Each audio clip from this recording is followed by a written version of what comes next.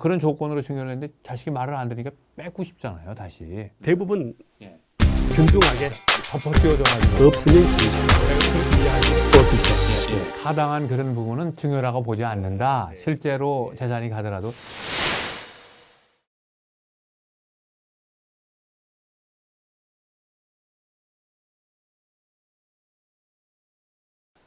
대가 없이 재산이 이전되는 경우는 이제 두 가지가 있죠. 하나는 이제 상속이라고 하는 방법을 통해서 피상속인에서 상속인에게로 재산이 이제 이전되는 그런 경우가 있고요. 또 한 가지는 이제 살아있는 동안에 증여를 하는 그런 형태로 대가 없이 재산이 이전되는 그런 경우가 있습니다.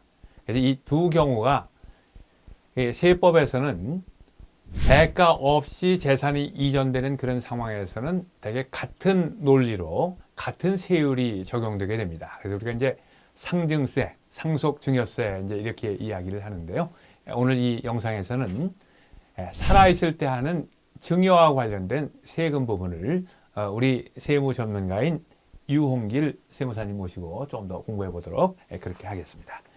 자, 우선 증여는 산 사람들 간의 계약에 의해서 이제 주고 받는 것이다 이렇게 되어 있는데 증여세는 누가 내는 겁니까? 주는 사람이 내야 되는 겁니까? 아니면 받는 사람이 내는 겁니까? 받는 사람이 냅니다. 수증자가 냅니다. 수증자가. 네. 예. 근데 받는 사람이 못 내고 없어지면 그냥 증여세는 아무도 안 내도 되는 건가요? 특별한 경우는 연대납세 의무가 있습니다. 증여자와 연대납세. 증여자와 네. 연대납부 의무가 네, 있다. 이렇게 특별한 경우는. 특별한 경우에는 그러나 원칙적으로 수증자, 증여를 받는 사람이 이제 세금 납부의 의무가 있다. 이렇게 이제 보는 것이죠. 그러면 이제 증여를 한다고 하면 현금으로 증여할 수도 있고, 뭐 부동산으로 증여할 수도 있고, 뭐 다른 여러 가지의 형태로 이제 증여를 할 수도 있겠는데, 증여 재산에 포함되는 재산의 범위를 우리가 어떻게 이해해야 될까요? 현금으로 환가할 수 있는 모든 경제적 가치가 있는 재산은 다 증여세 과세 대상이 됩니다.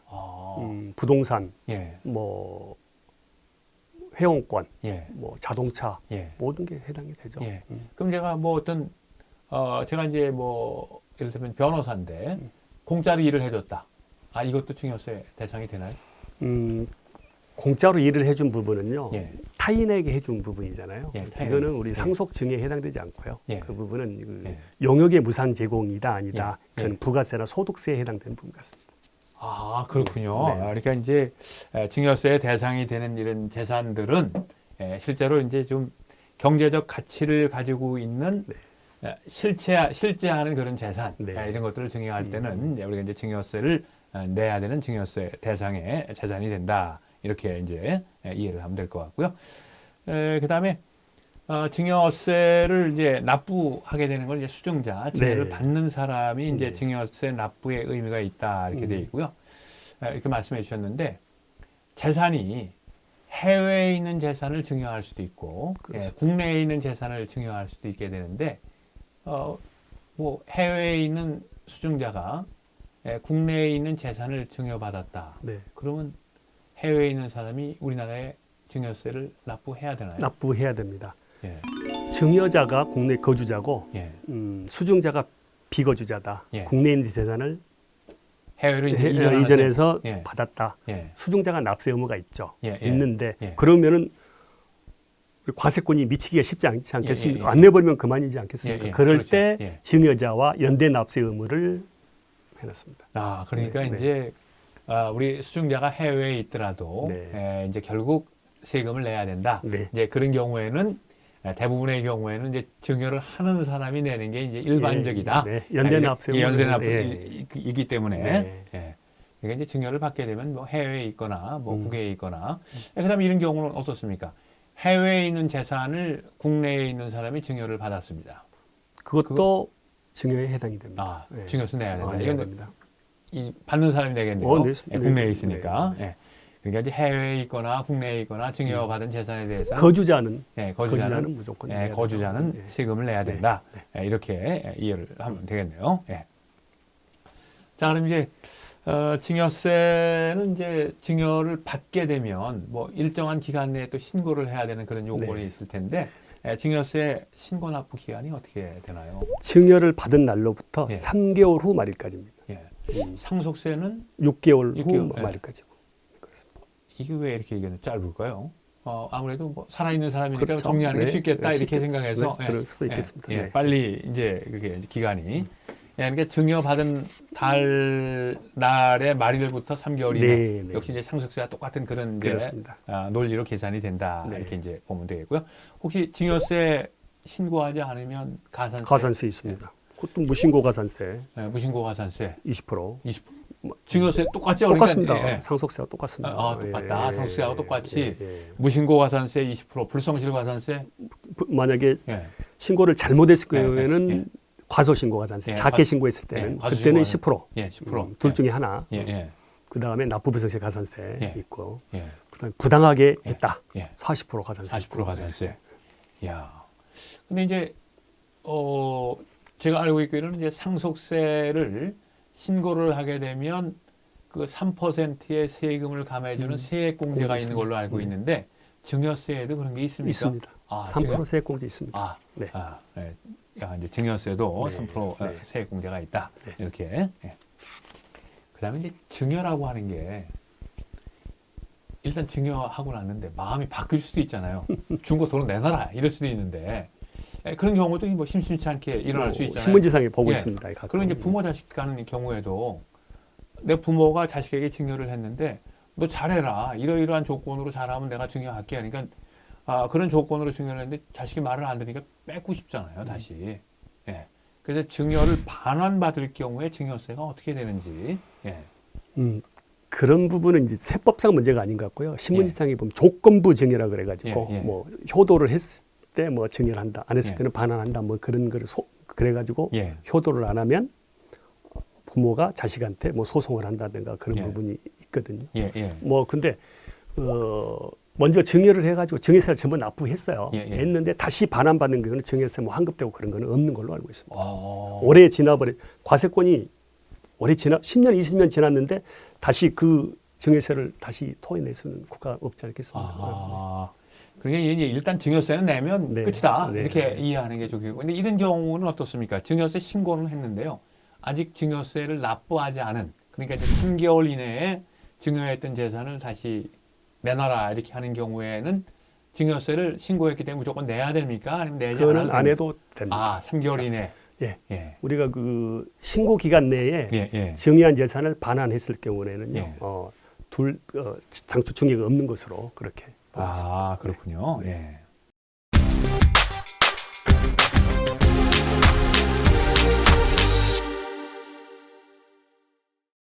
그다음에 이제 많은 분들이 궁금해하는 것 중에 하나가 증여 재산은 이제 아까 말씀하시기를 그 경제적 가치가 있는 모든 재산은 다 증여 재산이다 이렇게 보는데 제 아들이 지금 25살인데 제가 학비를 내줬어요. 그 증여 아닙니까? 소득이 없는 예, 예. 자식에 대한 생활비라든가 그 정도는 증여에 해당되지 않죠. 사회 통념상 가능한 예. 일이기 때문에 있습니다. 이런 경우는 있습니다. 예, 할아버지가 예, 예, 해외에 유학하고 있는 예, 손자 학비를 예. 대줘요. 대줬다. 예. 그 원칙은 증여- 예, 예. 증여죠. 예, 예, 그런데 아버지가 예, 경제 능력이 없어요. 예, 그런 예. 경우 예. 할아버지가 뭐 이렇게 학비를 대준 거에 대해서는 뭐 증여세를 과세 안 하고 있습니다. 네. 사회 통념상 네, 타당한 부분.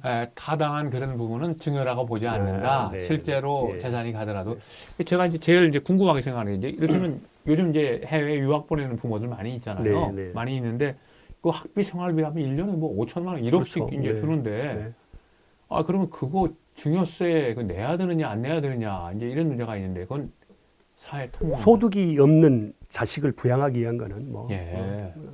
나이에 상관없이. 네. 그렇군요. 네. 그러니까 이제 실직한 자녀 같은 경우 생활비를 도와주는 거는 그건 사실 그래도 괜찮지 않겠느냐. 괜찮지 않겠네 이렇게 보는 게 사회 통념상 네, 네. 부모가 자식 도와주는 거는 뭐 있을 수 있다. 자식이 부모 생활비 대준 것도 사회 통념상 가능한 걸로 보면 되지 않겠느냐. 그러니까 이제 무조건 다 증여세 대상은 아니다. 이렇게 이제 자녀분 학비까지 증여세 과세하면 큰일 나죠. 그러지 않겠습니까? 그래 지금 제가 그래 뭐 국내에서 하는 거야 학비가 네. 얼마 안 드니까 네. 그런다고 네. 치고. 네. 네. 근데 해외 가서 하면 뭐 학비와 생활비가 네. 1년에 뭐 1억이 그렇죠. 넘을 수도 2억이 될 수도 있는데 그런 거 어떻게 해야 되느냐 이렇게 궁금한 분들이 많이 있을 것 같은데 그거를 줬는데 예.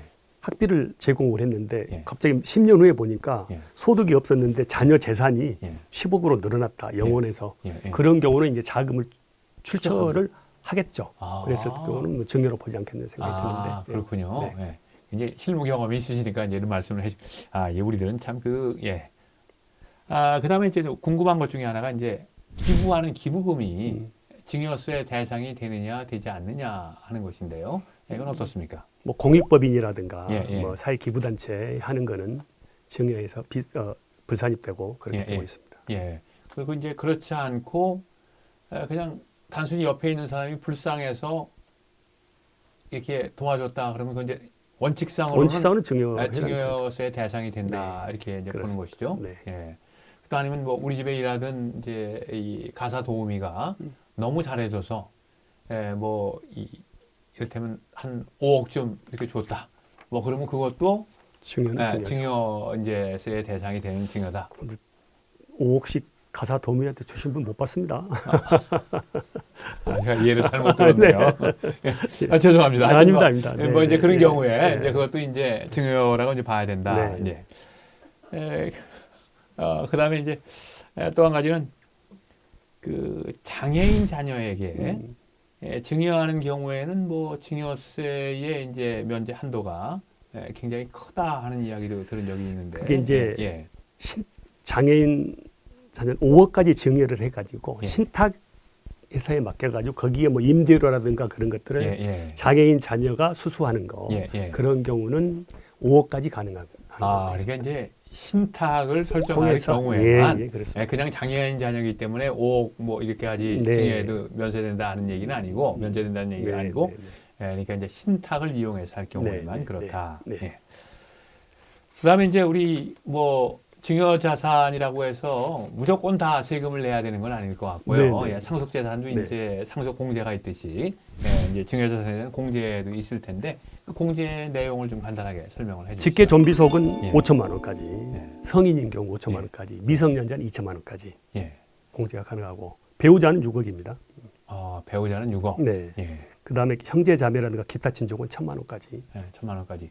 그다음에 아무 관계 없는 사람은 못 받습니다. 못 받아요. 아이고, 야 이거 뭐 주는 것도 이거 그 세금 내야 되고, 그렇군요. 증여세의 세율은 어떻습니까? 상속세와 똑같습니다. 10에서 50%까지 누진세율이고요. 1억 이하인 경우는 10%, 30억 이하인 건 50% 해서 그렇게 하고 있습니다.